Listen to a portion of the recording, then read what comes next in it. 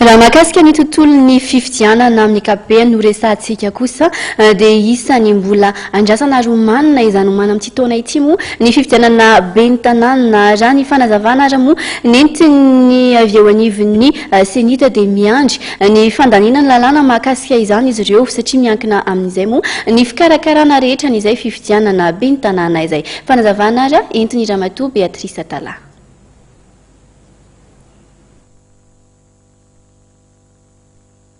Dia misy fetrany zany izay fivonona ny senita izay satria tsara fantatsika foana fa 1549 ihany na mahery ny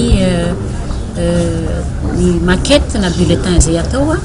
ary tsy moramora satria atao eny anivony district na eny anivony région izany ary dia mbola mila validation eny anivony commune zay vao alefa ho atota ka dia zay rehetra zay nefa misy ny fepotona tsy maintsy arahana zay dia ataontsika hoe le chemin critique tsy maintsy arahana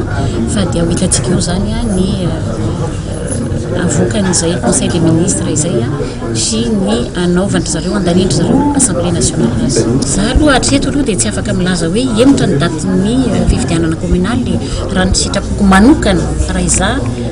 miandraikitra ny senita dia tokony farana ny asan'ny senita efa hiala lete zay rehefa anomana fivoriana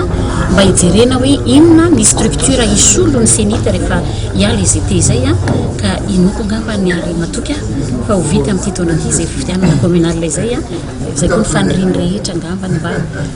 azahoana mametraka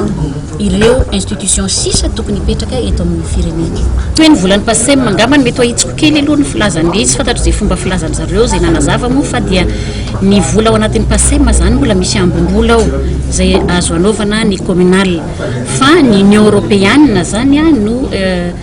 tsy mamatsy vola ny communal io zany tsy eto amintsika ihany fa eran'ny Afrika rehetra matetika zany ny union européenne dia tsy mamatsy vola rehefa anaovana an'izany communal izany